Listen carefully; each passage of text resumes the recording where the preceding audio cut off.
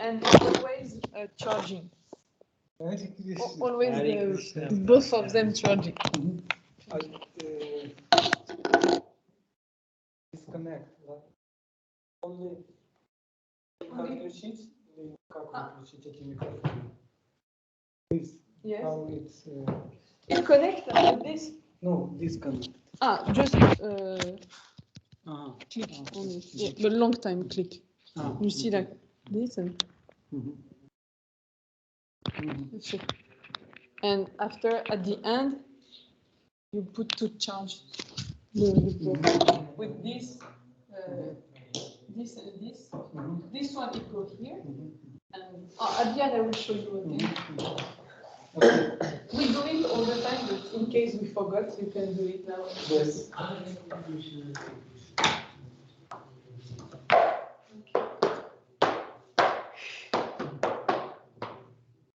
Superbe la photo. C'est magnifique.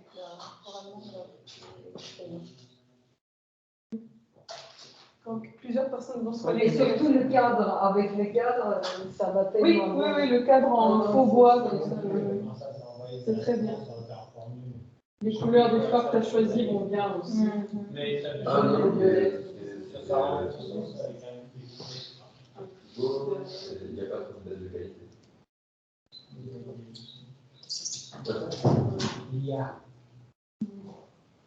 C'est bon? Oui. Ça rentre là? Ouais, je vais mettre aussi. on utilise un modèle de. Des ça Просто красиво. Il y a Главное, какое отношение? Отношения. Как это перевести? Relation. Relation. Отношения. Relation. Relation.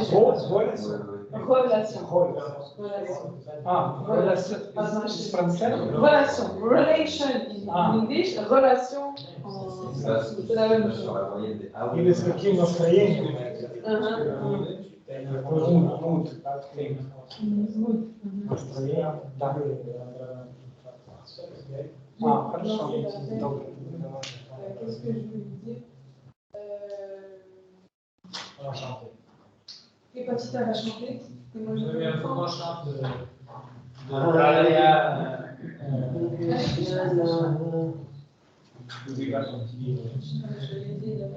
il faut vraiment qu'on chante le troisième verset de. Je le prends. Tu sais, c'est le même truc que. C'est le même truc que. Si tu veux ça, je chante. Qu'est-ce que je chante là? Je commence la gartane et puis tu. Ok. On peut faire un petit drone. On peut faire un petit drone. Là, oui. Est-ce que tu veux bien jouer un drone à l'harmonium? Doucement, le baril ne tue pas. Так что я играю на гармонии, я не очень же not good player.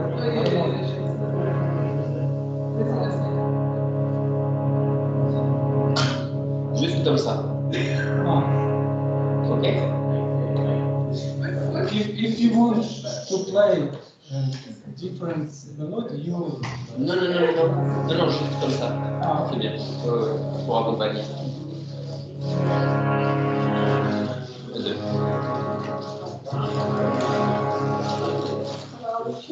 Deux. Калипиш наперед. Я не могу это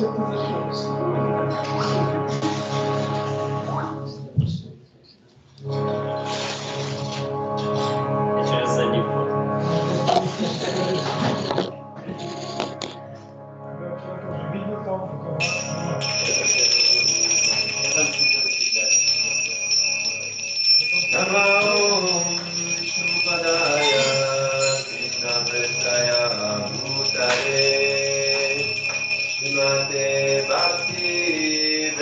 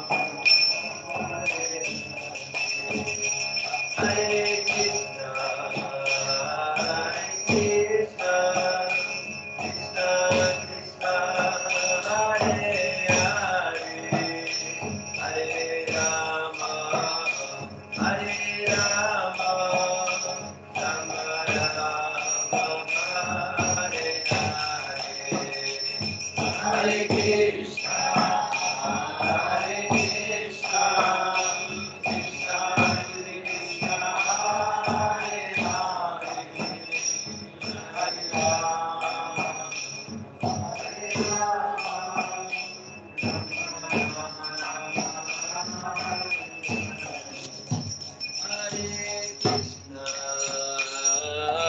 Krishna, Krishna Krishna, Hare Hare, Hare Rama, Hare Rama, Rama Rama, Hare Hare, Hare Krishna, Hare Krishna,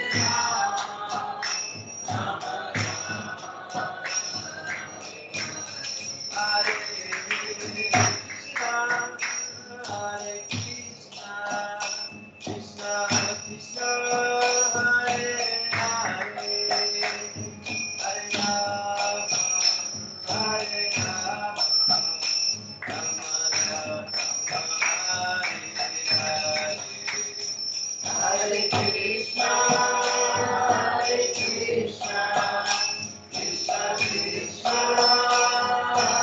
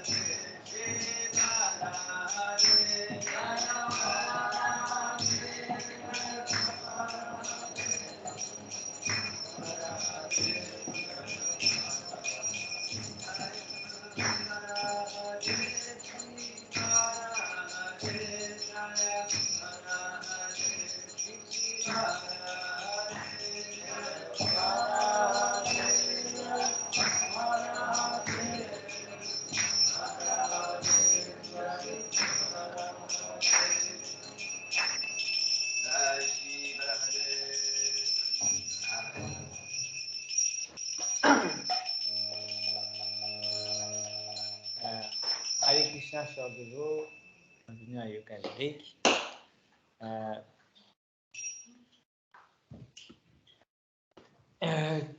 Vous connaissez tous, je suppose, ce chant que l'on chante tous les jours, Namaste Narasimhaya, n'est-ce pas?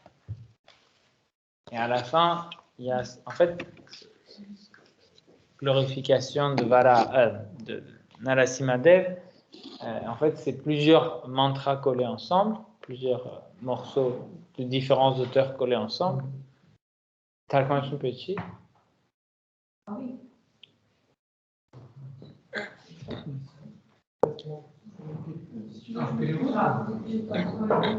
Luxe, premium. Si tu parles lentement,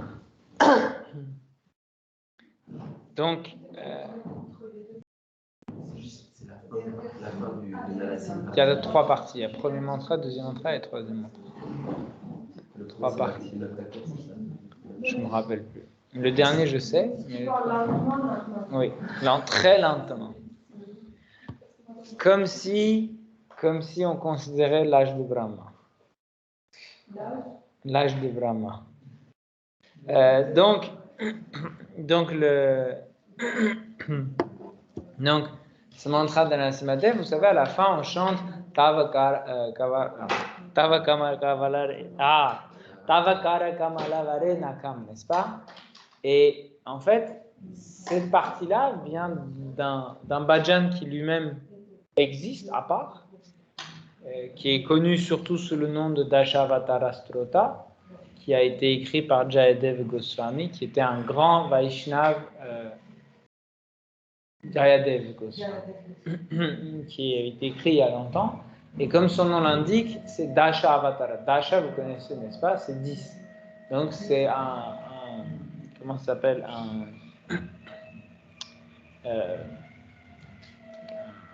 Glorification des 10 avatars principaux. Et celui que nous on chante, c'est le quatrième, Tavakara Kamalavare.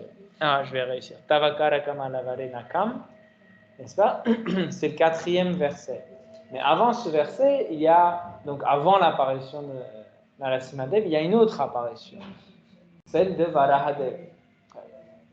Et donc dans le troisième verset, il y a cette glorification que j'aimerais qu'on lise ensemble, qui est ainsi. Vasati dashana shikhare dharani davalagna shashini kalanka kaleva nimagna keshavadrita shukara rupa jaya jagadisha hare. Qui veut dire: Ô Keshava, ô Seigneur de l'univers, ô Seigneur Hari, toi qui as assumé la forme d'un sanglier, toute gloire à toi. La terre qui était devenue qui était complètement,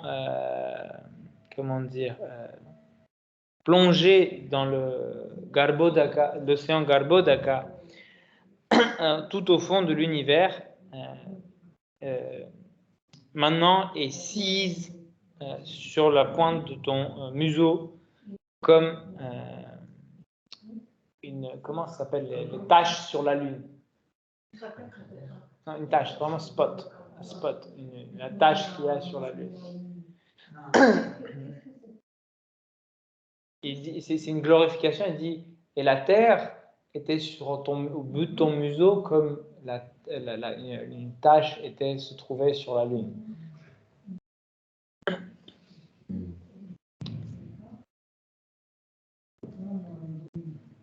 Et qu'est-ce que ça veut dire? Ça veut dire que la lune est très belle, n'est-ce pas? Elle est connue pour sa beauté.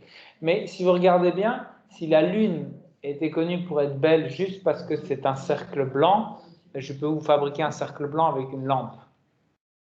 Et l'intérêt est complètement perdu. Donc ici, en fait, cette tache, bon, en français c'est un peu péjoratif tache, mais vous comprenez, cette marque, voilà, cette marque qu'il y a les marques qu'il y a sur la Lune ne font qu'améliorer, grandir la beauté de la Lune. Donc ici, Varahadev qui était magnifique, sa beauté augmentait encore plus avec la présence de Bhumi Devi. Donc sur cette pensée très belle de Jayadeva Goswami, cette prière, Hare Krishna, nous allons nous intéresser à la venue de Varahadev. Donc, on peut penser toujours là, on peut se poser toujours cette même question sans cesse, qui est pourquoi Krishna vient dans autant de formes? Pourquoi Dieu a besoin d'autant de formes? Et surtout, ces formes sont tellement variées qui parfois n'ont rien à voir l'une avec l'autre. En effet, il y a une double raison interne qui n'est qu'une seule raison. Oui, une double raison interne qui n'est qu'une seule.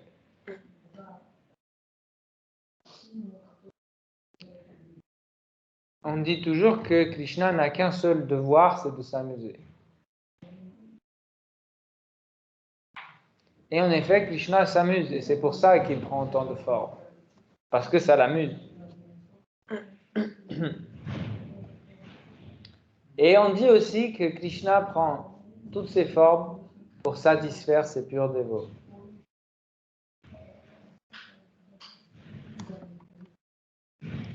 Tu peux me passer un mouchoir pour ça? Je supplie en dessous. Ouais, passe-moi un mouchoir, un papier. Ouais. Il y en a un derrière l'écran. Il y en a un? Petit mouchoir, ça va pas. Si. Parce que je parle et à chaque... Ah, ça, je vais le faire. Merci. Et donc, on a dit que donc, Krishna prenait plusieurs formes parce que ça l'amusait. Et l'autre raison pour laquelle Krishna faisait pour satisfaire donc ses purs dévots. Pourquoi c'est la même chose? Parce que l'amusement de Krishna, c'est l'amusement avec ses dévots. Et donc, l'amusement de... J'attends qu'elle traduise. Donc, c'est pour ça que, en fait, si on ne comprend pas cette notion que Krishna est inséparable de ses dévots, on peut vraiment rien comprendre de Krishna. Que littéralement, quand on dit Krishna, on ne peut pas considérer Krishna coupé. On ne peut pas couper comme ça, l'enlever et regarder Krishna comme ça. Ça ne marche pas. Parce que Krishna perd complètement son sens. Pourquoi il perd son sens? Parce qu'à ce moment-là, on observe l'absolu de manière incomplète. Donc, Krishna ne peut être que complet dans la considération de ses lilas avec ses dévots. Bonsoir. Avec Krishna. Donc, ce n'est que dans cette compréhension qu'on peut accéder à Krishna pleinement. Et ainsi, on va voir comment Krishna est venu sous cette forme particulière. Donc, dans le troisième chant, à partir du chapitre 13, Vidura continue ses questions à Maitreya Muni. Et en effet, Shukadeva Goswami dit qu'il était, une fois qu'il avait entendu donc différentes choses, notamment dans le chapitre précédent sur la naissance de Shiva et de Narada Muni, etc., il a posé de nouveau une question. Et notamment, il a posé la question sur Manu. Il a demandé, Vidura a demandé à Maitreya Muni, donc Manu, après avoir obtenu une épouse, qu'a-t-il fait? Svayambhuva Manu, donc le progéniteur des hommes, qu'est-ce qu'il a fait une fois qu'il a reçu son épouse? Et ainsi va quelques versets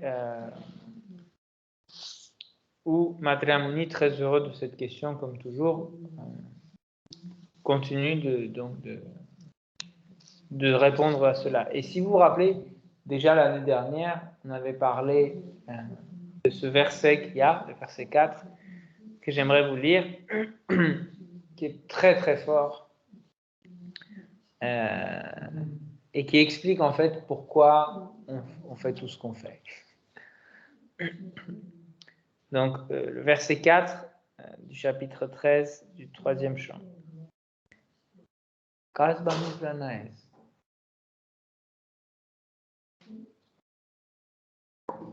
Non. 3, 13, 4. 3. Donc, moi je vais commencer à lire le temps que vous cherchiez. Ceux qui consacrent beaucoup de temps et d'énergie à écouter les enseignements d'un maître spirituel doivent prêter l'oreille aux descriptions que donne le pur Bhakta à propos de la personnalité et des activités d'autres purs dévots du Seigneur. Ceux-ci méditent toujours en leur cœur sur les pieds pareils au lotus du Seigneur suprême, lui qui leur accorde la libération. Je relis parce que c'est très important ce verset. Ceux qui consacrent beaucoup de temps et d'énergie à écouter les enseignements d'un maître spirituel, donc celui qui suit les instructions de son maître spirituel, qui est très sérieux, qu'est-ce qu'il doit faire? Il doit prêter l'oreille à quoi? Aux descriptions que donne de pur Bhakta. Il doit écouter comment des purs dévots décrivent quoi? La personnalité et les activités d'autres purs dévots. C'est-à-dire que ici, celui qui est arrivé à une maturité dans sa pratique spirituelle, toute sa concentration ne se déplace pas comme on pourrait le penser directement sur l'étude de Krishna et de ses lilas, mais sur les lilas des serviteurs de Krishna. Et pourquoi cette logique est là? Maitreya Muni le dit, il dit « Ceux-ci méditent toujours en leur cœur sur les pieds pareils au lotus du Seigneur suprême, lui qui leur accorde la libération. » Donc qu'est-ce que ça veut dire? Ça veut dire que Krishna est dans leur cœur. Donc si quelqu'un médite sur ce dévot, il médite inévitablement sur Krishna. Parce que, comme on a dit, il ne peut pas se séparer. Vous ne pouvez pas prendre, par exemple, Srila Prabhupada et séparer de Krishna. Ça ne marche plus. Vous n'avez plus Srila Prabhupada. Vous avez autre chose. Vous avez peut-être un corps matériel, mais pour qu'il y ait Srila Prabhupada, il faut que Krishna soit avec lui. Sinon, son identité se perd. Et toutes ses activités, sa personnalité sont définies, n'est-ce pas, par Krishna. Est-ce que vous pouvez parler de la personnalité de Srila Prabhupada ou de ce qu'il a fait sans parler de Krishna? C'est impossible. On pourrait penser que vous parlez de quelqu'un d'autre. C'est pour ça qu'inévitablement, cette méditation sur les dévots, les purs dévots, est enclenchée. Et aussi la méthode est donnée ici. Ce n'est pas nous-mêmes qui allons écouter, récupérer, nous le faisons à travers un autre pur dévot. Donc ça, c'est la clé. En fait, ce verset est très très important parce que ça veut dire que pour obtenir la miséricorde, je ne peux pas les prendre comme ça. J'obtiens la miséricorde à travers la miséricorde, à travers la miséricorde d'un dévot. C'est-à-dire que d'un dévot à un autre, la miséricorde voyage. Donc ainsi, ayant expliqué cela, c'est très drôle parce que quand Shukadeva Goswami continue, il dit tout comme Vidura, comme Krishna aimait bien poser ses pieds sur Vidura, qui lui-même Vidura était en train de, il était devant Maitreya Muni, donc il posait les questions, n'est-ce pas? Donc Shukadeva Goswami, qui parle donc bien après, il raconte le dialogue de Vidura et de Maitreya. Il dit que tout comme Krishna se faisait un plaisir de poser ses pieds par le dessus sur Vidura, si aimable et modeste, donc vous imaginez Vidura toujours humble et tout, et Krishna qui s'amusait à mettre ses pieds sur lui.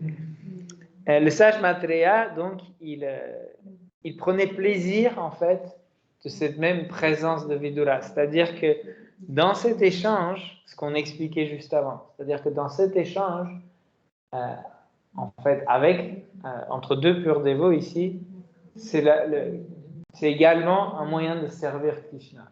Krishna trouvait son plaisir dans cet échange entre Vidura et Maitreya. Parce que n'oubliez pas encore une fois, quand on dit que Krishna vit dans le cœur du pur dévot, c'est-à-dire qu'il vit tout ce que son dévot vit, il le vit avec lui, parce qu'ils sont inséparables. Donc ce plaisir que Vidura procurait par son humble et modeste position à poser des questions à Maitreya, donc il continue en fait de laisser Krishna poser ses pieds sur lui. Donc après Maitreya Muni continue et il décrit en fait comment Manu, donc il répond à la question, comment Manu a approché Brahma, son père, et lui a dit, voilà, cher père, comment je dois faire? Parce que je dois avoir un devoir, qu'est-ce que je dois faire? Voilà, et j'ai besoin de, comment dire, de directives, et surtout, il avait besoin d'un lieu.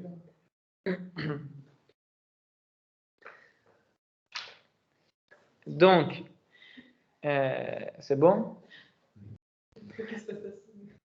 Donc, Brahmaji va l'instruire et glorifie donc les qualités de Manu et lui dit, il faut que tu fasses ton service de dévotion. Et ainsi, il donne aussi les instructions par rapport à la position du roi, de protéger les êtres vivants, etc. Et j'avance un peu pour qu'on arrive à la partie qui nous intéresse. Donc il reçoit, donc tu protégeras, tu feras ton service de dévotion, etc. Et à un moment donné, il arrive, il dit, mais où je dois faire ça? Vous voyez, c'est intéressant, c'est-à-dire que il n'a pas juste pris un ordre et il est parti. Il a demandé à son gourou, qui était son père, Brahma, il a dit, j'ai compris l'instruction, mais dans quel contexte? Donne-moi un contexte pour le faire. Donc,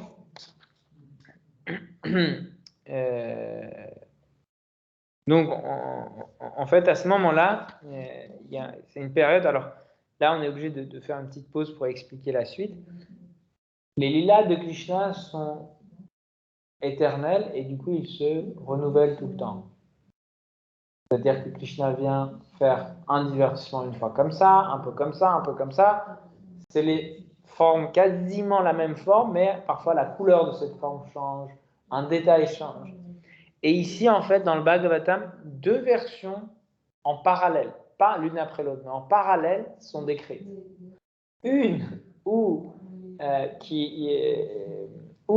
Varadev ne se bat pas, et une où il se bat. Donc ça peut rendre un peu schizophrène. Parfois, on dit je sais plus de quelle époque je suis. C'est pour ça que les commentaires sont importants. Et aussi, comprenons bien que c'est pas une faiblesse des auteurs de l'auteur qui ne savait pas comment écrire correctement, mais c'est notre faiblesse puisque l'auteur prend des libertés poétiques, sachant que pour lui, un homme d'éducation qui lit le Bhagavatam comprend ce genre de style. Vous voyez ce que je veux dire? C'est comme si vous lisez un papier scientifique, white paper comme ils disent, vous lisez une étude scientifique, le scientifique ne va pas vous apprendre 1 + 1 = 2, on multiplie les nombres comme ça, il ne va pas vous faire un cours sur la factorisation des fonctions polynomiales, linéaires ou autres. Il ne va pas refaire des cours. Il suppose que si vous lisez un papier scientifique, vous savez déjà un minimum les bases de la science. Donc, c'est ça qui est intéressant ici, c'est que on voit en fait la dimension de notre ignorance sans borne, parce que ces choses-là nous dépassent. On ne comprend pas en fait qu'on puisse parler de deux sujets en parallèle similaires, mais sur des temps différents. Et ça fait partie de ce qu'on pouvait faire avant, mais nous, on ne sait plus le faire. Donc, à ce moment-là, en fait, Seigneur Brahma, en fait, il était entre deux états, c'est-à-dire que, non, il était, pas lui-même était entre deux états, mais le monde qu'il dirigeait était entre deux états. Comme vous le savez, quand Brahma, sa journée finit, qui dure des milliards d'années, quand sa journée se finit, journée au sens de le soleil, là où il est éveillé, quand il se termine, il y a l'eau qui monte, qui dissout les planètes inférieures, et après, il y a un renouvellement de l'univers. Il remet les choses en place et ça cycle comme ça, jusqu'à ce que Brahma lui-même ait fini son temps et il quitte son corps et tout l'univers est recyclé et hop, on recommence. Donc, on est dans cette étape intermédiaire un peu et en fait, les eaux ont monté et la Terre est submergée. La Terre est sous l'eau. Et donc ça, c'est un chemin. Et il y a un autre chemin, c'est qu'il y avait un démon qui s'appelait Hiranyaksha et qui avait pris en fait la terre et exprès, parce que les démons aiment bien faire des crasseries à tout le monde, embêter le monde entier, ça l'énervait qu'il y ait cette planète tranquillement là. Il l'avait pris, il l'avait plongé au fond, à Rasatala, au fond. Hein? Il n'avait pas pris tout l'or de la terre. Ça, je sais pas. Je sais qu'il y a une autre histoire, mais qui est différente, où les habitants de la planète Terre avaient tellement creusé et pris les ressources qu'en fait le système de gravité ne fonctionnait plus et la Terre. Mais je ne sais pas si jamais entendu par rapport à Varahadev. Mais en tout cas, il avait plongé, ça c'est sûr. Il avait lui-même déplacé la Terre jusqu'au fond. Donc on va résoudre l'un et après on reviendra sur Hiranyaksha pour faire l'autre. Parce qu'on n'est pas capable de faire en parallèle. Donc, en fait, à ce moment-là, quand il était absorbé, Brahmaji était absorbé à réfléchir, mais comment je vais pouvoir sortir la terre? Et quand il a commencé à réfléchir, il y a un tout petit truc, tout petit, de son nez. De son nez, il y a un tout petit truc comme ça, pouf, qui est sorti. Et c'était tellement petit, personne n'a remarqué, même lui. Mais ils ont vu qu'il y avait un truc.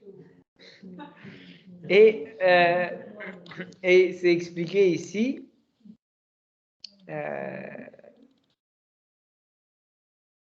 Là, voilà. Soudain, eau limpide Vidura, alors que Brahma songeait ainsi, sortit de sa narine un minuscule sanglier dont la taille ne dépassait pas celle de la phalange supérieure du pouce. Vous imaginez bien que le nez de Brahma ne fait pas notre taille. Hein. Proportionnellement, sinon ce serait... il aurait remarqué qu'un truc énorme est sorti. Mais c'était vraiment tout petit, toute petite chose qui sort comme ça. Et en fait, ce qui est intéressant, c'est que quand c'est sorti, cette chose qu'il ne savait pas lui-même ce que c'était, elle a commencé à grossir. Elle se déplaçait, elle devenait de plus en plus grande. Mais vous savez, c'est comme dans une animation, un dessin animé où il y a quelque chose qui grossit, et d'un coup, ça prend des tailles astronomiques. Ça dépasse même la taille des planètes. Et en fait, il y avait des doutes dans Brahma. Parce qu'au début, il ne savait pas trop ce que c'était. Et petit à petit, il a commencé à comprendre, puisqu'il a vu, en fait, il a vu dans le ciel un sanglier. Et du coup, tous les grands sages avec Brahma ont commencé à discuter qu'est-ce que ça peut être. Est-ce que c'est un être extraordinaire qui s'est manifesté sous une forme de sanglier? Et aussi, surtout, ils ne comprenaient pas, mais pourquoi il est sorti du nez? Parce que c'est un peu étrange, sortir du nez de Brahma. Et surtout, Brahma, il était étonné, parce qu'il disait, au début, il était petit, tout petit, il sortait de mon nez. Après, il est devenu comme un rocher, et il a commencé à devenir énorme. Et là, à ce moment-là, Brahma, étant un très grand dévot, il s'est douté, il a dit, est-ce que ce ne serait pas Seigneur Vishnu? Et donc, pendant qu'ils discutaient, à ce moment-là,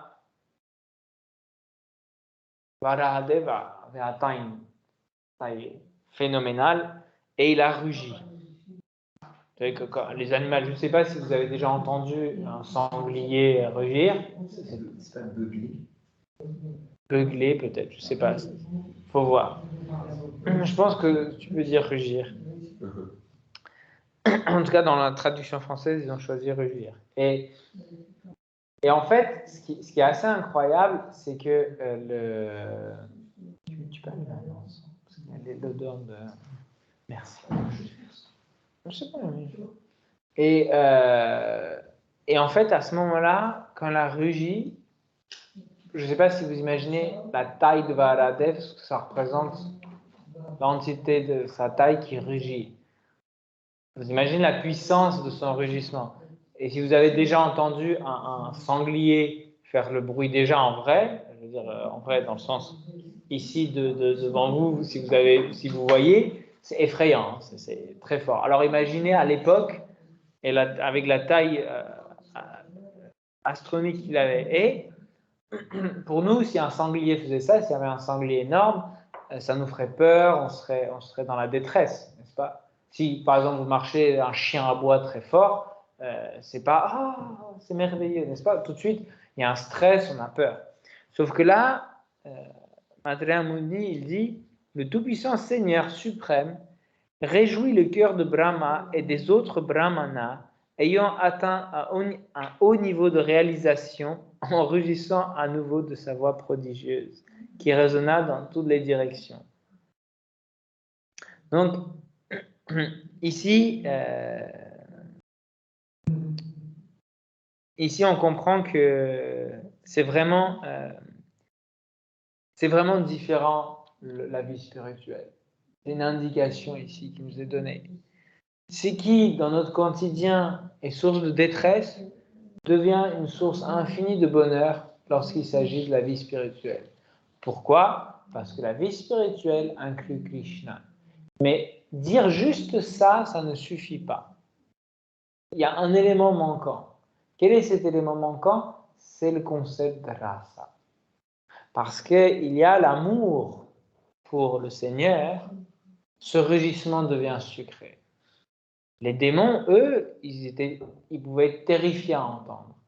Souvent, c'est expliqué que quand le Seigneur rugit, que ce soit comme Varahadev, Narasimhadev ou autre, les femmes des démons, de toutes les créatures démoniaques de l'univers, elles font des fausses couches. Donc, c'est pas le même effet suivant la relation avec le Seigneur. Et cela fait partie justement de la notion de rasa, c'est-à-dire de la notion de relation avec le Krishna. Suivant notre relation avec Krishna, les effets sont différents sur nous. Donc, à ce moment-là, ayant complètement compris la nature du Seigneur suprême, tous les habitants des planètes supérieures et surtout les grands sages, Tapololoka, Janaloka, etc., Satyaloka, la planète de Brahma, tous commencèrent à glorifier le Seigneur avec des mantras. Et donc, comme pour dire merci, entre guillemets, Varadev avait encore rugi et il avait plongé dans l'eau comme un éléphant qui joue dans l'eau. Je ne sais pas si vous avez déjà vu des éléphants, ils rentrent, ils remuent l'eau, ils se baignent, ils bougent dans tous les sens, ils s'amusent dans l'eau. Et donc, quand il est rentré, en fait, il s'est dit qu'il a juste coupé en deux, en fait. Il était tellement puissant que quand il est coupé en deux, il y a eu l'eau a, comment dire, oui, quand on l'a plongé, l'océan a fait « Oh !» Mais ce « Oh !» était l'extase et la, pas de douleur, mais vous comprenez ce que je veux dire, le choc. Oui, le choc était tellement bouleversant que l'océan a « Oh !» Il a émis lui-même un cri. Et en même temps, c'était extatique pour lui que tout le corps de Varadev puisse le toucher. Et il y a ici une très belle description en fait de ce moment-là quand il est dans l'eau. Juste avant de pénétrer dans l'eau pour sauver la terre, l'avatar sanglier s'envola dans le firmament en fouettant l'air de sa queue. Et quand c'est bon. Donc c'est juste avant, donc il a pris son élan, il s'est élancé dans hauteur et dit ses soies rigides frémirent. Les soies, vous savez, c'est comme les chats, vous voyez ce que c'est, la moustache des animaux. Donc ils disent que cette sorte de moustache qu'il avait, elle fait frémir comme ça, là, frétiller. Son regard était brillant et ses sabots et ses défenses étaient étincelantes. Et il a coupé en deux les nuages en sautant comme ça et tout dégagé. Et du coup, après, il était donc retombé après dans l'eau. Et c'est très mignon ici, c'est très touchant. C'est écrit « Il n'était autre que Shri Vishnu, la personne suprême et transcendante. Toutefois, parce qu'il avait un corps de sanglier, il chercha la terre à son odeur. Ses défenses étaient redoutables et il jeta son regard sur les Bhakta Brahmana qui lui offraient des prières. C'est alors qu'il pénétra dans l'eau. » Donc, qu'est-ce qu'on comprend? En fait, l'humeur amène une forme, et la forme amène l'humeur. C'est indissociable. Donc, parce que Krishna voulait s'amuser de ce sentiment de fouiller, chercher quelque chose comme un sanglier, cette forme adéquate a été... En fait, on dit manifester, c'est pas vraiment... Quand on dit manifester, c'est manifester à nos yeux. Ça ne veut pas dire que Krishna a manifesté. À un moment donné, il s'est réveillé, il a dit « je veux faire ça » et il a créé cette forme. Cette forme a toujours fait partie de lui, c'est lui-même. Et c'est important de comprendre ça parce que derrière, il faut qu'on comprenne que les désirs de Krishna sont éternels comme lui. C'est-à-dire ce désir particulier qu'il manifeste, donc début-fin de notre point de vue matériel, puisqu'on est dans le monde matériel, donc ce début et fin qu'il manifeste, en fait, ce désir lui-même, il l'a toujours eu. Pourquoi il a toujours eu ce désir et donc toujours cette forme? Parce que c'est son identité. Quand on dit Krishna, ça inclut Varahadev, Narasimhadev, Ramachandra, Vishnu, Vasudeva, Narayana, etc. Parce que c'est lui, il est comme ça, c'est ses désirs, c'est ses formes. Vous voyez? Parce que pour notre point de vue, on a toujours cette manière de dire cette forme a engendré telle forme. Non, elle n'a pas engendré, elle a toujours été là. C'est pas parce qu'il y a une notion de source qu'il y a une notion de temporalité. Pour nous, c'est inévitable parce que si on dit la source de l'eau du robinet, ça sous-entend que l'eau arrive d'ailleurs que le robinet. Donc il y a un temps, n'est-ce pas, du château d'eau à travers les canalisations d'eau de cuivre, le réseau cuivré d'acheminement d'eau arrive jusqu'à mon robinet. Il y a un temps. C'est pour ça que nous, on a du mal quand on dit que Krishna est la source de tout, etc. On imagine qu'avant, ça n'existait pas et à un moment donné, Krishna a produit cela. Mais non. Varahadev, il cherche toujours. Il fouille avec ses sabots et son museau. Il le fait tout le temps, constamment. C'est son plaisir. Et ce plaisir n'a ni début ni fin. Donc, il a fini donc par plonger et en fait ici, vous voyez, il est écrit « Et il jeta son regard sur les Bhakta Brahmana qui lui offraient des prières ». En fait, ici, c'est très beau. Dans les détails, si vous lisez souvent les lilas de Krishna, en fait, c'est une des particularités du Seigneur suprême, peu importe sa forme, c'est qu'il jette le regard sur le côté, des regards très, très attendrissants et pleins d'amour à ses dévots, comme ça, vous voyez, sur le côté. Quand vous discutez avec quelqu'un, mais de temps en temps, vous regardez quelqu'un que vous aimez bien. Donc, en fait, il a toujours ce regard très doux et compassionné et plein d'amour pour ses dévots. Et donc, il y avait tous les grands sages qui le glorifiaient, etc. Et pendant qu'il était dans les airs, il allait plonger. Et donc, dans ce processus de son plongeon, il les regardait et ça donnait beaucoup de plaisir aux sages. C'est comme quand Krishna Pour vous donner un exemple que je me rappelle, quand Krishna est avec les Pandavas en exil, à un moment donné, il rencontre, je ne sais plus comment, c'est pas Pulasya Muni, c'est ce Muni qui a vu petit Gopal dans l'univers quand il allait, il est sorti, il est allé voir, et il a vu petit Gopal en train de sucer son propre gros orteil. Non. Je me rappelle plus c'est quel grand sage. Et à ce moment-là, quand les Pandavas discutent, donc ils discutent tous ensemble, c'est écrit que Krishna n'arrêtait pas de jeter des regards affectueux à ce grand dévot. On doit comprendre que ce regard prend la forme de la relation que le dévot a avec Krishna. Celui qui va être son ami verra les regards pleins de tendresse amicale. Celui qui va être le serviteur verra les regards attendrissants de son maître. Celui qui est l'épouse, celle qui sera l'épouse verra les regards amoureux de son époux, etc., etc. Donc, plongeant dans les eaux comme une montagne géante, l'avatar à sanglier les pourfendit, et 2 vagues s'élevèrent tels les bras de l'océan, lequel s'écria fortement, priant le Seigneur. Ô maître de tout sacrifice, je t'en prie, ne me partage point ainsi, veuille me couvrir de ta protection. Donc il a fait, Krishna. Et a dit, protège-moi.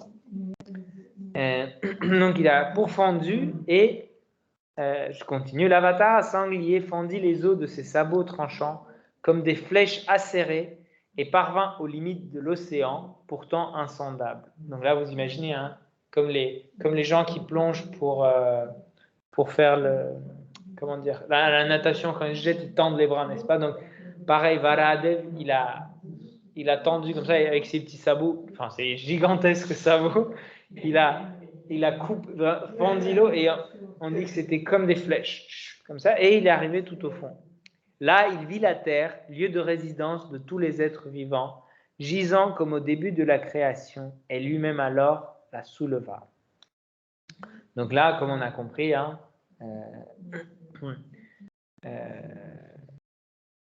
elle était vraiment tout au fond. Et à ce moment-là, il a décidé de soulever Bhumi Devi. C'est avec grande aise que l'avatar à sanglier prit la terre sur ses défenses et l'arracha des eaux. Donc, vous voyez comment c'est, hein? Un sanglier, il a des énormes défenses et il a, comme ça, il l'a pris. Et donc, il a commencé à la sortir. Quelle n'était pas sa splendeur!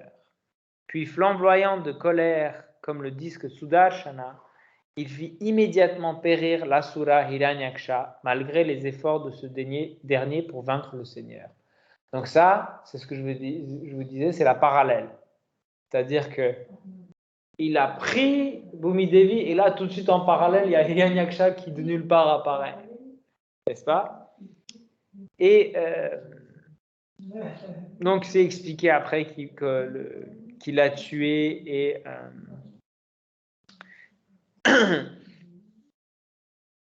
Et après, il y a les... Alors, je vais passer parce que c'est les prières, c'est très long. Et le temps passe et je voudrais vous raconter d'autres choses qu'on n'a pas l'habitude de parler. Et donc, après, il y a les prières qui sont faites, qui sont incroyables, mais vraiment, qui sont vraiment incroyables, qui sont faites par les sages, etc., après qu'il ait vaincu Hiranyaksha. Et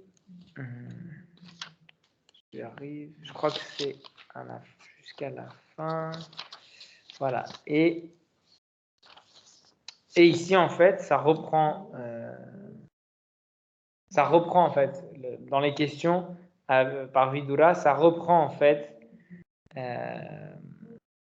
on retourne, entre guillemets, on remonte le temps et on revoit l'épisode avec Hiranyaksha et Hiranyakashipu.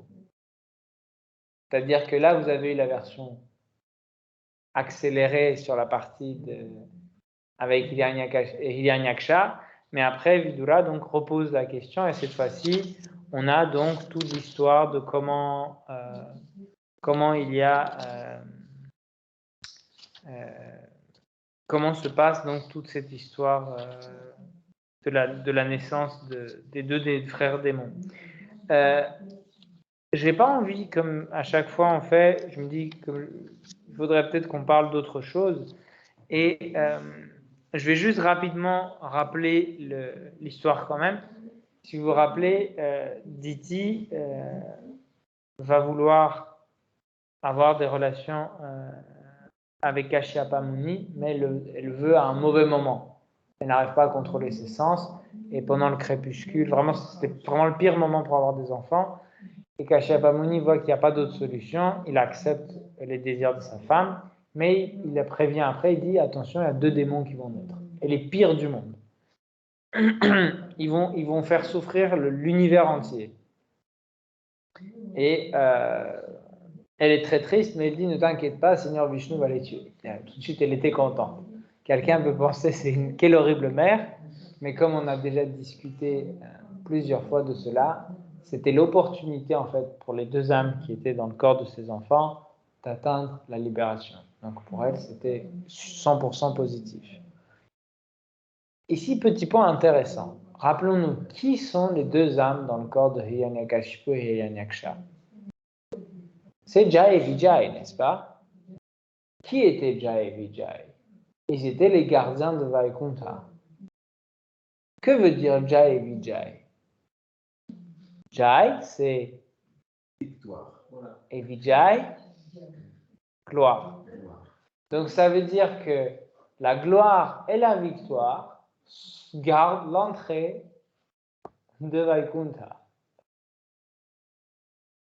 Quoi? Saslava.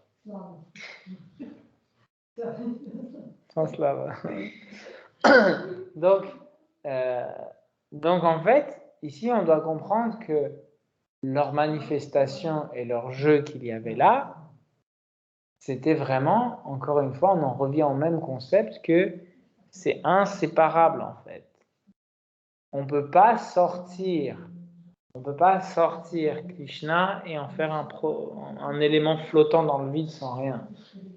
C'est-à-dire que Krishna, ses qualités, ses dévots qui portent ses qualités elles-mêmes, tout cet ensemble, c'est comme un seul bloc qui se déplace ensemble. Du point de vue matériel, on ne voit pas que ça se déplace ensemble. On dit, oui, d'abord il y a lui qui est apparu, puis après. Il y a la notion du temps comme passé, présent et futur, n'est-ce pas? Mais pour les dévots, ça n'existe pas ce point-là. Donc, ce jeu, en fait, qu'il y avait avec Jai et Vijay était sans début et sans fin. Mais on parle tout le temps de Jai et Vijay, mais on oublie une dévote très importante dans cette histoire, Bhumi Devi.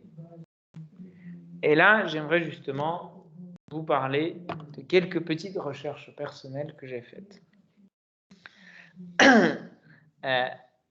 Il y a en fait un livre qui s'appelle Brihad Bhagavatamrita, qui a été écrit par Sanatana Goswami. Et dedans, en fait, il y a toute une partie qui raconte l'histoire de Gopakumara. Et en fait, dans son histoire, Gopakumara reçoit, je fais très court, hein, Gopakumara reçoit le Gopala Mantra de son maître, et son maître, en fait, quand il lui donne ce mantra, ce Gopala Mantra peut en fait lui permettre d'aller littéralement où il veut. Mais vraiment, il peut aller dans le monde matériel où il veut, mais aussi dans le monde spirituel. Il peut vraiment aller où il veut. Et en fait, Gopakumara commence d'abord à se balader sur les différentes planètes édéniques, il voyage. Et comme c'était un bon disciple, il avait été correctement instruit, il reçoit en fait la miséricorde de son maître spirituel d'avoir ce goût pour atteindre la perfection.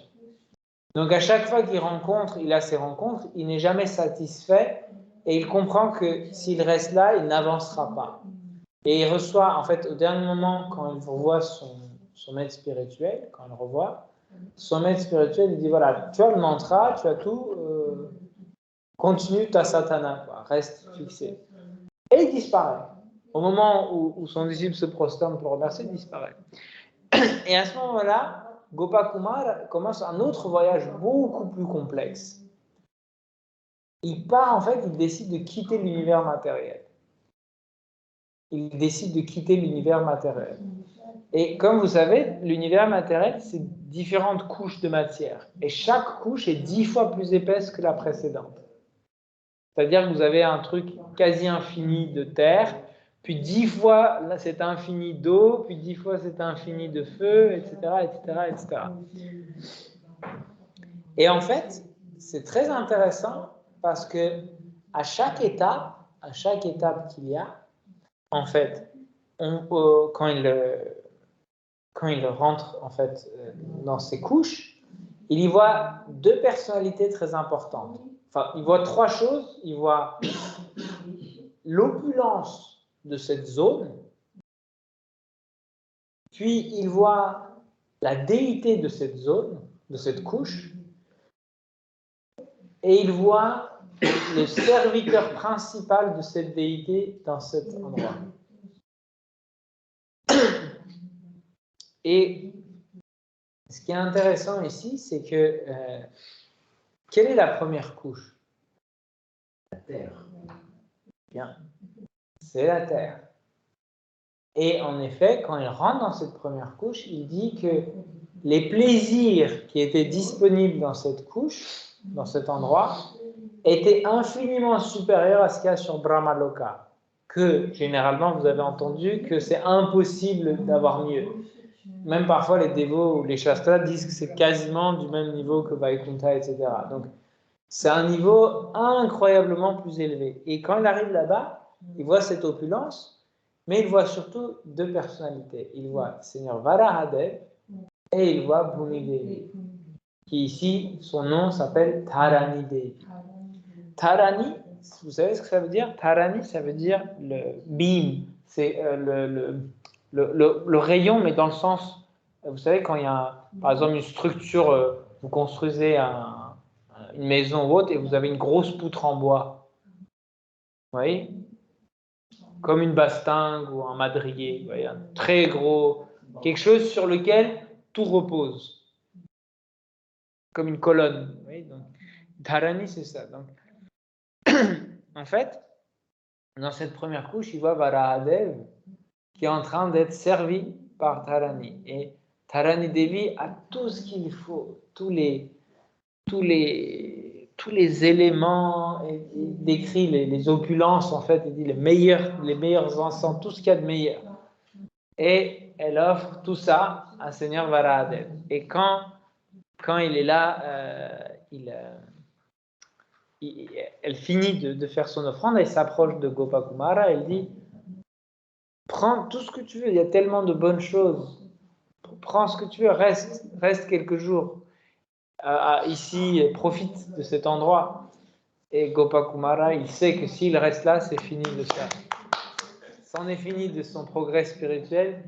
Il se prosterne, il remercie Dharani Devi et il continue. Et ainsi, en fait, il passe par l'eau Matsyavatara, Surya. Ici, Surya, c'est pas Suryadev, mais Surya Narayana.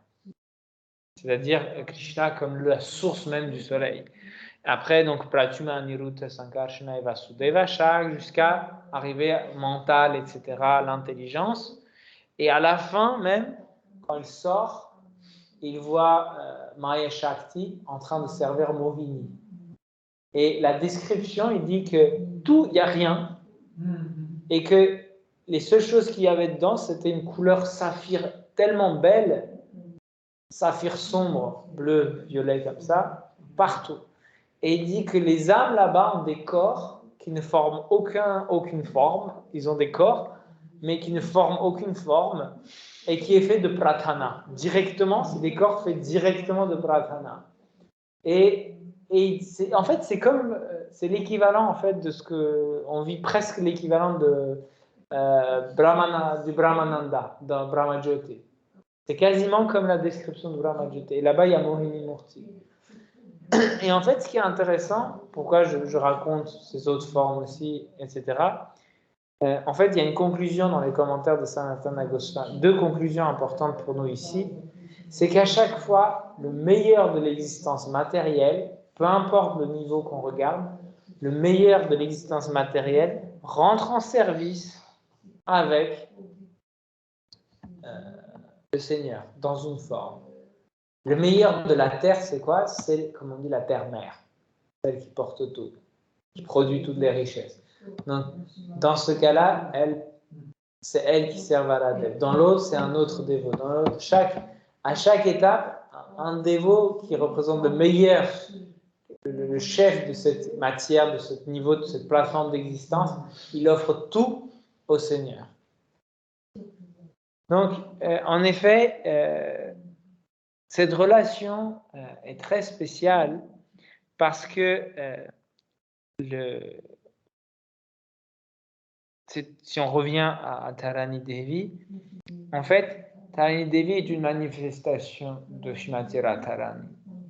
Et en effet, à un moment donné, Varadev la prend et l'emmène et il passe des jouissances intimes, amoureuses avec la forme personnelle de Bhumi Devi. Ici, légère nuance, il y a deux notions de Bhumi Devi. Il y a Bhumi Devi comme simple demi-dieu, demi-déesse, et Bhumi Devi elle-même.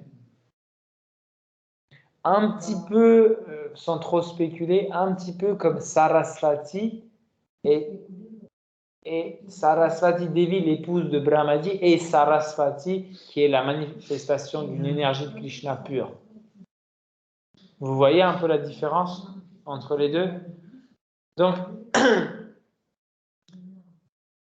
ici, en fait, Varadev, dans d'autres Puranas, c'est décrit en fait comment il l'emmène et il passe un an céleste, un an de Deva, des demi-dieux, donc je ne sais plus, c'était 100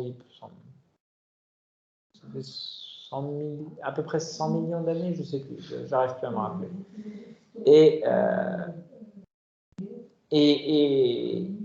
Et donc, une fois qu'elle est satisfaite, c'est lui qui commence à la glorifier. En fait, pourquoi Krishna glorifie ses dévots? Beaucoup de gens ne comprennent pas, ils pensent que Krishna devient inférieur. Si quelqu'un glorifie quelqu'un d'autre, il devient inférieur. Ça peut être que dans l'autre sens. Et en fait, Krishna, il sait déjà toutes les gloires de ses dévots. Mais les autres ne le savent pas. Donc, en fait, à ce moment-là, quand Varadev en fait, commence à glorifier Bhumi Devi, il explique les gloires de sa dévote aux autres. Il apprécie tellement sa servante qu'il veut que tout le monde sache à quel point elle est extraordinaire.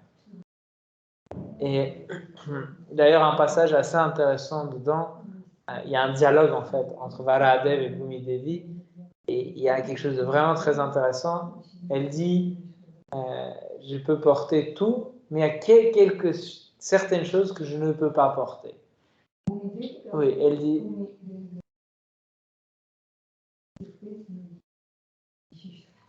Elle dit, je ne peux pas porter, par exemple, je ne me rappelle plus de tout et dans l'ordre, mais par exemple, je ne peux pas porter les Shalagram Shila. En fait, elle commence. Porter.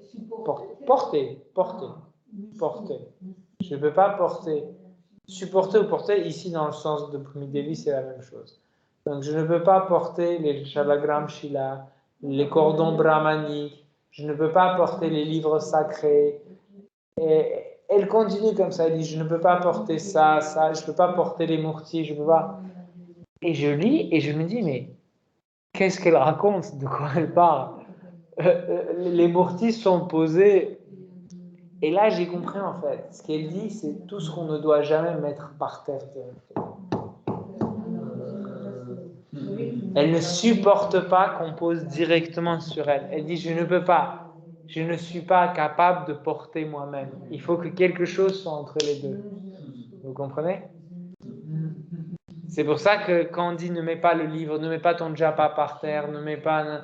En fait, c'est Bhumi Devi qui l'explique. Elle dit, je ne peux pas porter ça. Tu dois le porter et moi je te porte. Mais moi-même, je ne peux pas directement porter toutes ces choses. C'est intéressant, n'est-ce pas? Et donc voilà, donc, pour vous dire que les lilas de Krishna ne doivent pas être considérés enfermés dans 3 pages qui sont certes extraordinaires, mais ne pensez pas qu'il n'y a que ça. Voilà, on a dit, donc Varadev va tuer Hiranyaksha, et voilà, c'est fini l'histoire. Il y a tellement d'histoires, comment Seigneur Vishnu, quand c'est la seule fois, en tout cas de ma connaissance, où Seigneur Vishnu s'est fâché avec Lakshmi Devi, ou plutôt Lakshmi Devi était fâchée contre Seigneur Vishnu et qu'elle est partie. Seigneur Vishnu était tellement triste, il a commencé à errer à sa recherche et il avait pris refuge pendant un certain temps justement auprès de Varahadev. Et il lui a dit, tu peux rester chez moi quelque temps. Et c'est pour ça qu'il y a dans un temple particulier, il y a donc la Murti de Varahadev, et avant, physiquement quand on va dans le temple, avant il y a une Murti du Seigneur Vishnu dans un temple. Et on ne peut pas arriver directement dans la salle du temple de Varahadev. D'abord, on doit présenter nos hommages à Seigneur Vishnu, puis aller voir Varahadev. Donc, les lilas de Krishna sont infinies. Et les facettes, les couleurs, les détails, c'est une opulence sans fin. Donc, c'est pour ça que on ne doit jamais s'attrister ou penser que voilà, on a tout compris de telle ou telle forme. Ne jamais limiter Krishna. Parce que dès l'instant où on commence à avoir cette attitude, il y a quelque chose qui se casse en nous et l'intérêt pour les livres sacrés, les lilas de Krishna commence à apparaître, à disparaître. Flétrir, flétrir, c'est peut-être pas le mot, mais en tout cas à se dissiper, à s'atténuer. La force, l'intensité de notre désir à étudier commence à diminuer. Parce que malheureusement, nous sommes toujours propulsés par ce superbe moteur qui s'appelle Rajas. Quand on pense qu'on a déjà lu une fois quelque chose, si on n'a pas complètement tout oublié, on dit ça ne vaut pas le coup de relire. N'est-ce pas? J'ai déjà lu hier, pourquoi je devrais relire aujourd'hui? Donc, ici, c'est important de comprendre ça, qu'il y a vraiment cette différence. Que quand il s'agit de Krishna, même le même lila est infiniment de variétés. On peut le relire et comprendre plus et renforcer notre relation, mais aussi qu'une forme n'a pas qu'un seul lila. C'est très important de comprendre que ça paraît idiot, hein, ça paraît tellement logique, mais on oublie qu'on n'a qu'une micro-infime partie des lilas de Krishna pour une forme. Il a une infinité de formes et chaque forme a une infinité de lilas. Donc, ne diminuons pas Krishna. Au contraire, s'il y a ce désir, on ira naturellement vers cette forme et on découvrira. Et d'ailleurs, pour revenir un peu à Gopakumara, c'est toute l'idée en fait de l'exploration de Gopakumara. Parce que Gopakumara, pourquoi il ne s'est pas arrêté? Il ne s'est pas arrêté parce qu'il s'est dit ouais, bon, ça c'est une forme inférieure, hein, on va pas rester, on est plus puissant que ça, on ne va pas rester là, on n'est pas nul. Toute l'idée de Gopakumara, c'est qu'il avait une relation particulière avec une forme de Krishna. Et tant qu'il n'y avait pas cette rencontre avec cette forme de Krishna, il ne pouvait pas être satisfait. Son Ishtadev n'était pas Varahadev. Il ne pouvait pas rester auprès de Varahadev. Quelqu'un pour qui Varahadev était son Ishtadeva, il serait allé et il n'aurait plus jamais bougé. C'est le Ishtadeva, c'est le Seigneur qui est dans ton cœur. C'est le Seigneur du cœur, c'est-à-dire littéralement l'informe qui t'est cher. Donc, et justement pour faire la transition sur Ishtadev, Chaitanya Mahaprabhu aussi a manifesté des lilas de Varahadev avec son pur dévot Murari Gupta. Murari Gupta était un peu plus âgé que Chaitanya Mahaprabhu et il y a beaucoup de lilas autour des deux. Et il y en a un particulièrement, c'est très court, hein, c'est pas très loin à expliquer, mais un jour il y a il y a comment ça s'appelle Chaitanya Mahaprabhu qui est arrivé et d'un coup il est rentré chez Murali Gupta et il a commencé à crier Shukar, Shukar, Shukar, Shukar, et ça veut dire sanglier, Shukar, sanglier, sanglier. Et Murali Gupta, mais qu'est-ce qui se passe? Et à ce moment-là, en fait, chez Murali Gupta, il y avait une jarre comme ça, vous savez, ces jarres d'eau. En fait, on gardait l'eau pour qu'elle reste fraîche et pure, et avec un truc comme ça, un rond comme ça. Voilà. Et ce qu'il a fait, c'est qu'il a pris la forme de Varahadev, mis plus petit, Chaitanya Mahaprabhu, et il a pris la jarre comme ça devant Murali Gupta, il a pris la jarre d'eau comme ça, comme s'il prenait la terre en fait. Et Murali Gupta est tout de suite tombé en extase. Et qui était Murali Gupta? Murali Gupta était Hanuman. Hanuman. Et parce qu'il est tard, je vais faire des petits raccourcis pour finir ce que je voulais dire. Pourquoi Murali Gupta? Hanuman. Hanuman est un singe. Varahadev est un sanglier. Vous commencez à voir la relation? Et un des noms de Varahadev, c'est Mrigapati. Non, Mrigapati. Mriga veut dire la bête. Bête. Vous savez, la bête féroce. Donc les sangliers, les tigres, les machins. Et donc Pati, ça veut dire c'est celui qui est le maître, le protecteur.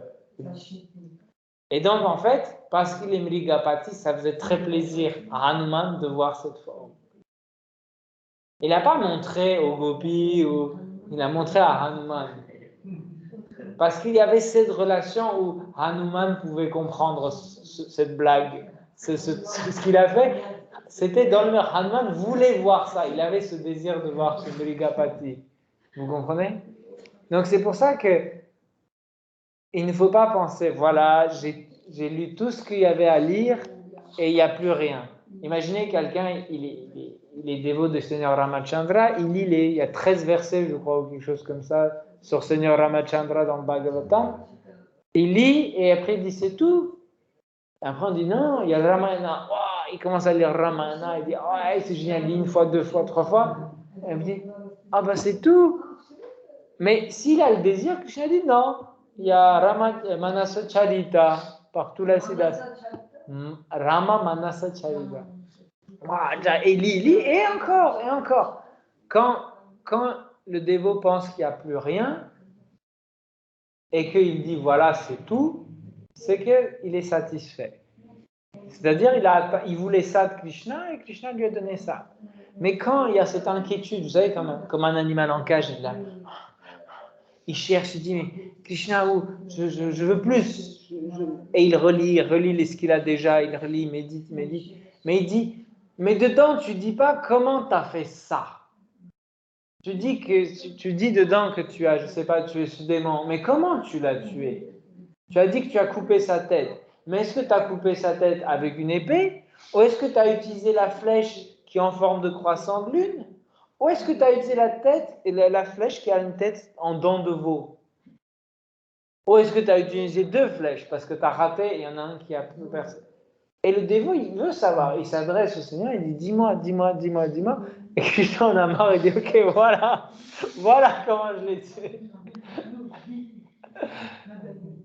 Et à ce moment-là, Krishna, et le dévot, il rentre en extase et il plonge. Mais à quel moment ça marche? Au moment où le dévot est constamment attiré. Il y a une constance dans cette absorption. Si à un moment donné, on arrête cette concentration sur Krishna, tout de suite, ça commence à se dégrader. Pas qu'on oublie qu'il y ait Krishna en soi, l'âme n'oublie jamais sa relation avec Krishna elle-même. Mais il y a quelque chose qui vient par-dessus. Vous voyez ce que je veux dire? C'est comme si vous nettoyez pas votre douche, il y a des trucs qui commencent à se former sur le receveur de douche. D'abord, c'est légèrement grisâtre, puis jaune, orange, marron, noir. Après, il y a des végétations qui posent. Il Il y a toute une population qui commence à se créer, n'est-ce pas? Et après, c'était blanc et le blanc a disparu. Le blanc est toujours là, mais il faut nettoyer. Et parfois, c'est très lourd. Il faut utiliser des produits chimiques, ça brûle les poumons, la peau des doigts disparaît sous la javel. Et c'est blanc, on dit, ah, c'est blanc. Et dès qu'on arrête, ça recommence. Donc, pour pouvoir toujours être en contact avec Krishna, il faut tout le temps rester propre. Cette propreté, de notre point de vue, c'est sadhana. Sadhana nous maintient propres. Et cette propreté est assez intéressante, c'est que contrairement à jnana ou à karma, surtout qu'à Nishkama Karma Yoga, contrairement à Nishkama Karma Yoga, seul, tel quel, c'est que nettoyer ne crée pas de goût. Le contact crée du goût, mais juste nettoyer les sens ne crée aucun goût. Donc, il y a toujours cette double implication où on doit faire cet effort de toujours contrôler nos sens, etc.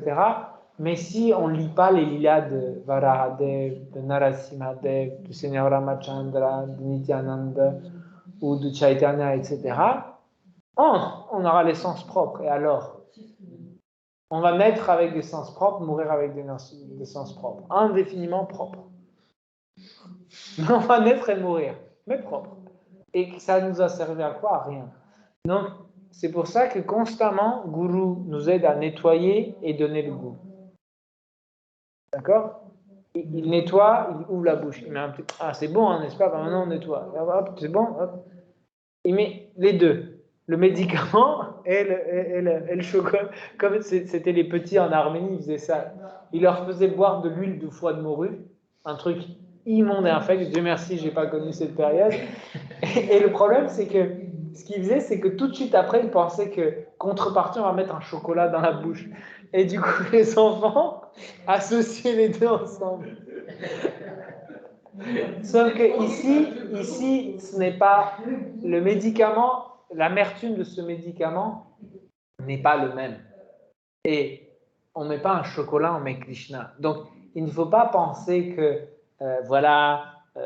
d'abord il faut que je nettoie mes sens, ou j'ai pas besoin de nettoyer mes sens, je peux tout de suite plonger. On a vraiment, vraiment besoin des deux. On a besoin d'avoir cette stabilité et petit à petit creuser humblement. Et je vais finir sur la dernière minute là-dessus. Vous voyez, ici on a parlé de Mrigapati, de Hanuman, de comment Seigneur Valadev est arrivé, il a commencé à fouiller, il a sorti des trucs, etc., de chercher dans l'océan. C'est quoi tout ça? C'est l'humeur. Donc, avec prudence, le dévot, il doit commencer à se sentir touché et tâter ce terrain.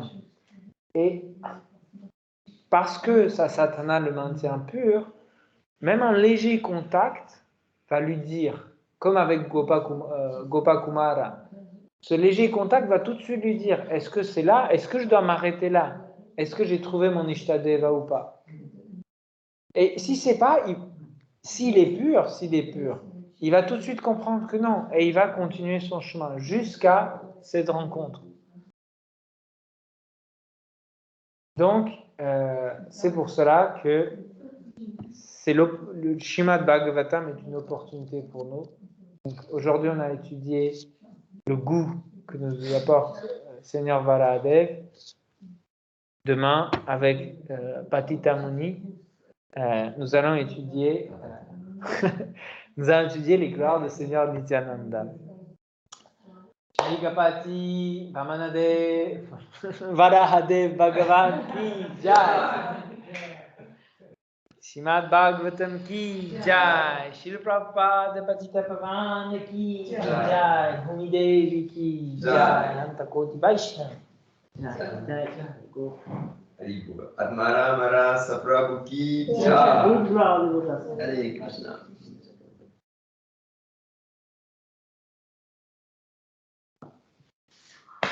Haribol.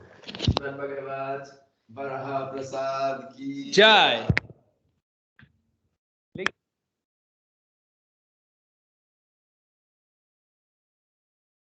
Et comment on fait des boîtes? On va voir ce que Krishna a mangé. C'est une austérité. Ah, vous voulez manger? Oui, c'est une austérité. Moi, ok. Bah, on va distribuer les assiettes. Allez, on va Voilà. distribuer. Haribo. Oh, c'est incroyable. Mhm. Hare, Merci. Hare Krishna. Hare Krishna. Paul, Je fais Kadash. Pris, il faut que tu regardes tes messages WhatsApp. Hare Krishna. Allez, Krishna. Non, moi, je